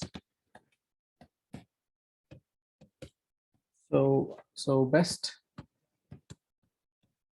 way is to find poles from eigenvalues of A. Right, so A matrix will always have the eigenvalues that are poles, but unfortunately, if you start off with a reduced model, reduced order state space model, you will not know what is the other eigenvalues. But hopefully, if you have the full order state space, then you should have the information of all the poles and zeros of the system. So that's one important thing you have to keep in mind. And the next idea is the stability implication.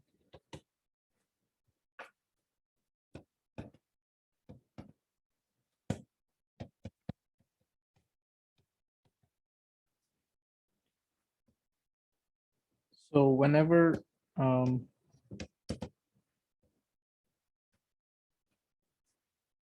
cancellation. So in the event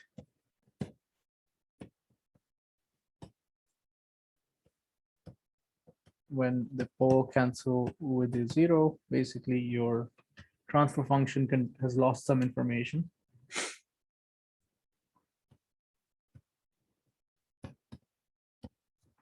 The transfer function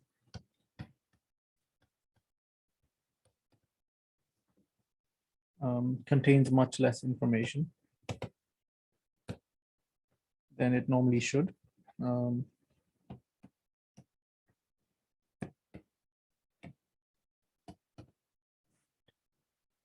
Then the state space model, or let's call it a full, then the complete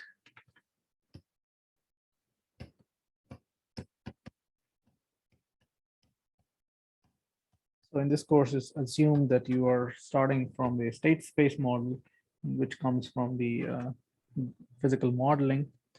So that always has to be a full or a complete state space model. And the dynamics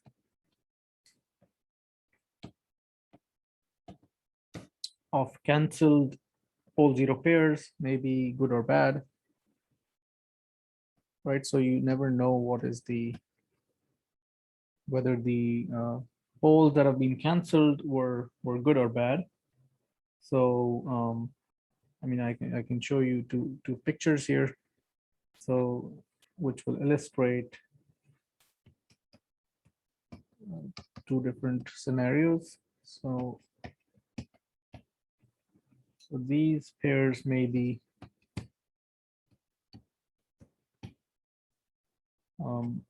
but this is not clear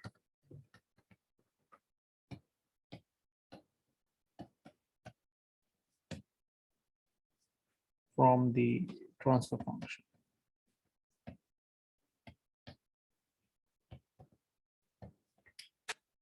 Okay, so let's take a look at one example. For example, we had a situation where the pole was actually a unstable pole or a pair of poles, and you had one stable pole, but let's say this was canceled by a 0 on top of it. So even though the system looks stable, but there is a hidden instability, and that's called internal or internally unstable. And the reason why I'm saying this is unstable internally is because, let's say the 0 moves a little bit, or the pole moves a little bit from its original place, then suddenly you will start to have those unstable effects, right? So unless the pole and 0 are perfectly on top of each other, the cancellation may not be exact, right? So imagine due to some changes in the environment, the location of the poles shifts slightly, then this pole 0 cancellation effect is going to go away, and you're going to experience some turbulence and some misbehavior in the system. So so this type of system is internally unstable. So there's some internal instability that was canceled, but it's still there. Now a good scenario could be that you had a stable pole, but you had other stable poles, and they were, somehow also zeroed out. So that's good. System is internally stable, and there's no oscillations, and that's a great system. And in this case, having a pole zero cancellation does not really matter much, because it's not going to dramatically change the system behavior. Okay, but one thing to note here is that because there is a 3 poles in the system, you have to have a 3x3 matrix A, or in other words, you have to have a system with 3 states. Because of the pole zero cancellation, it might appear that the system only has 1 state, but actually it has 3 states. So this is something important to remember. Now, a state space model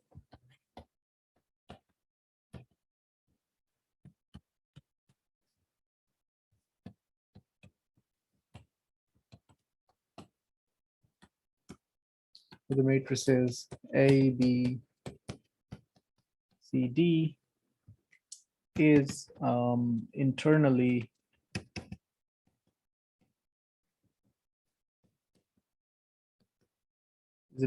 stable if eigenvalues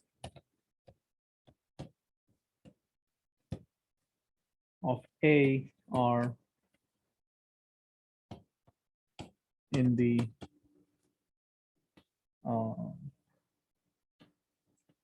left half plane or within the unit circle. Again, this for continuous system, and this for a discrete system.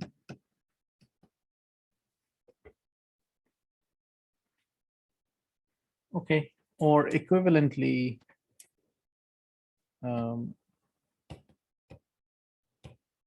you can say there is no right half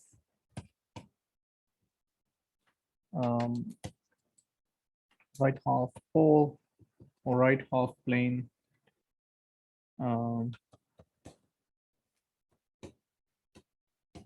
open loop poles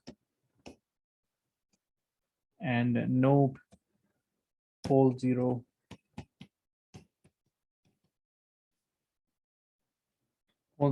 cancellation in the right half plane.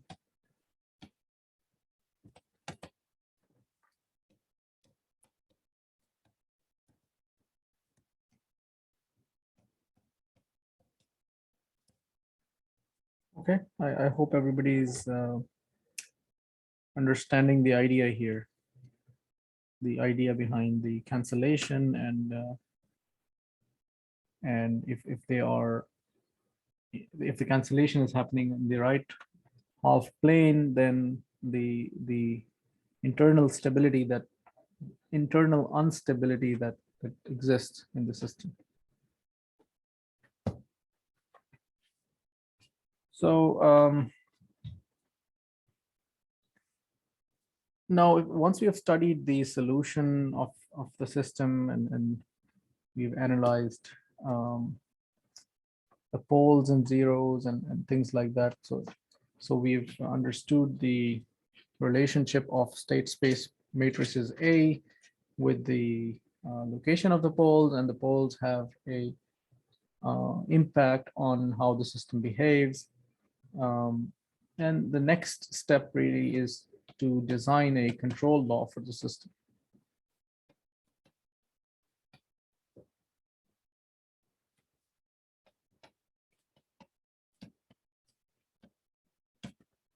Right, so if you remember first slide, we said, there's a system for which you have to have a state space representation, and then using that you go to a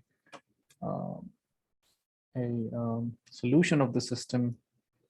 And if once you've figured out that stuff, you want to control system, right? So what do we mean when we say we want to control a system? So a formal definition is that you want to steer the system. So the goal of the control input U of t is to steer the system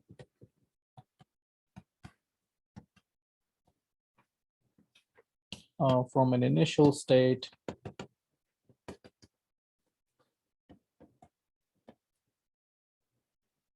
x0 at t equals to 0 to a state xf at time capital T. Right, so the thing is, let's say you are at x of 0 equals to x naught. So you're at some state and you want to go to some other state at x t equals to the final state. And again, different type of controls will have a different trajectory towards the final, right? So if you use u1 of t, first in one type of input, you will have a different trajectory. If you use u2, you will have a different trajectory, right? So again, now it depends on what your control objective is. That's going to define which input you are going to use. But really the idea is, can you use the control input to move the system from one state to the other? And if you could move it to any possible state in the entire state space, then the system is fully controllable. And these are properties which will come up in the next lectures. And then maybe you saw it also in the practice quiz that we talked about controllability and observability. But these are great ideas to learn and understand. Now, when we design control law, we can have multiple objectives in mind.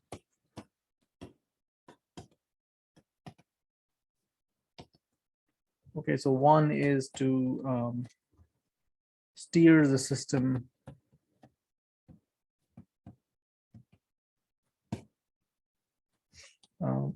from initial to final state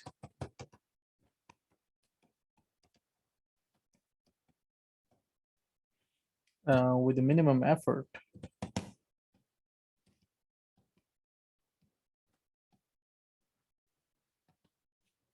Right, that could be one of the possible objectives, that you want to spend a minimum effort and to move your system from initial state to final state. The other possible objective is to stabilize the system.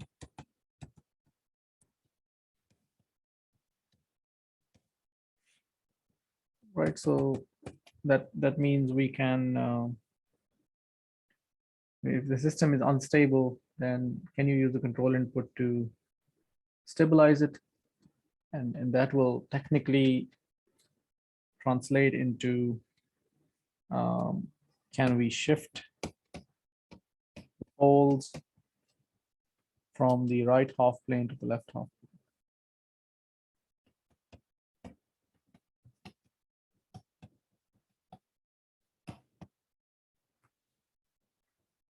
plane? From the right half plane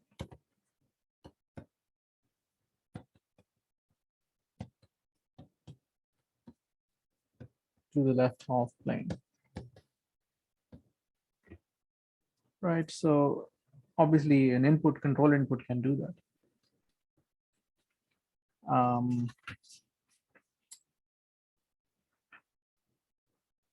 So, but anyway, the important note here is, in order to be able to do it, basically the system itself has to be controllable.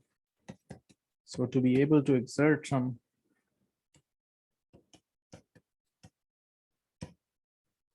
to be able to control the system should be should itself be controllable.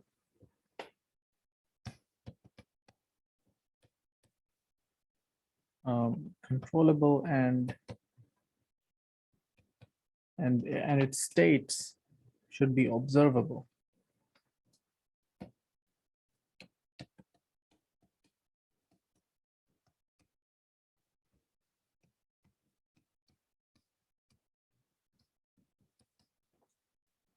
Okay. So what do these things mean? That's a topic for the next lecture and beyond. But if you just want to understand quickly, the idea is, for example, if you go to a doctor and the doctor looks at your symptoms, he's trying to observe your internal states. So so hopefully your symptoms can be observed, right? So there are some symptoms that cannot be observed, but some of them can be observed. And then he gives you medicine, and when you take the medicine, you're trying to control the disease or control the illness. Illness is going on in your body in a dynamical fashion, and what you're trying to do is to first estimate what the internal state is. That's called observability. And the second thing is whether the illness, it has any change with the medication. That's the controllability part. So hopefully, if the system is both observable and controllable, then ideally you should be able to control it to any state you want. So these are properties we will investigate into in more details next class, and then that will take us to our next avenue, which is the design of controllers, feedback controllers, and many other type of controllers. So probably that's it for our lecture today. And if you have questions, now is your time.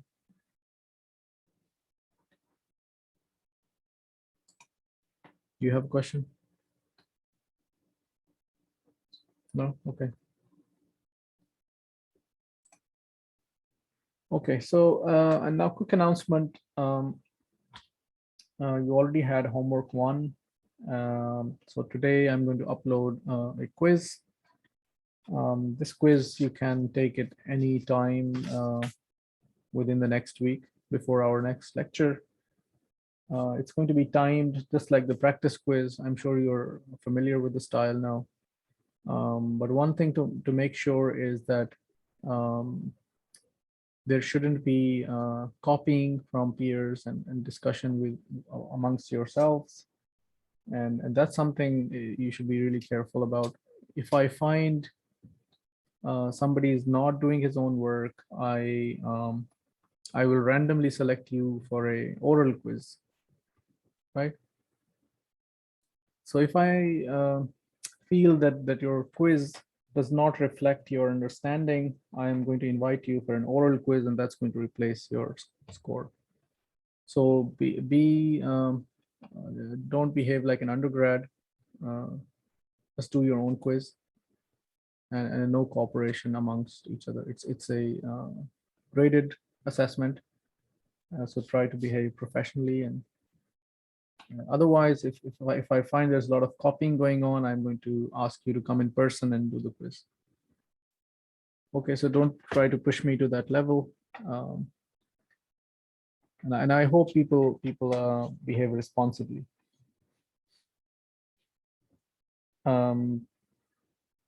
So homeworks will be graded by the grader and will be returned to you by Canvas. And probably that's it, I think, for today. Next. Professor, For quiz, we will have up to now, like today's lecture, we will have questions. Yes, so most of the questions are from the preceding lecture. So the last Okay. lecture should have, most of the material should be from the last one lecture, but you can think about it as two lectures, Okay. because right now the material we have covered is very basic and introductory. So there's no clear boundary, but really the emphasis is really to capture the previous lecture's material.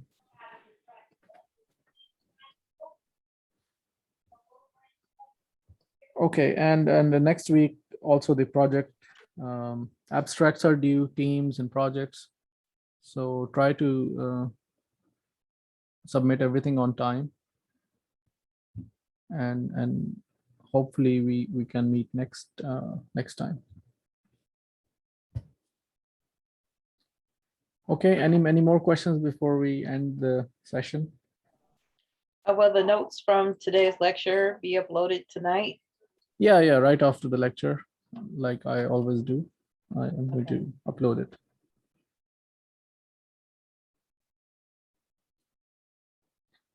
Okay, so let's meet next Thursday then. You guys have a great weekend and the next week. Thank you, Professor. Thank you. Bye-bye. Thank you. Bye, Professor.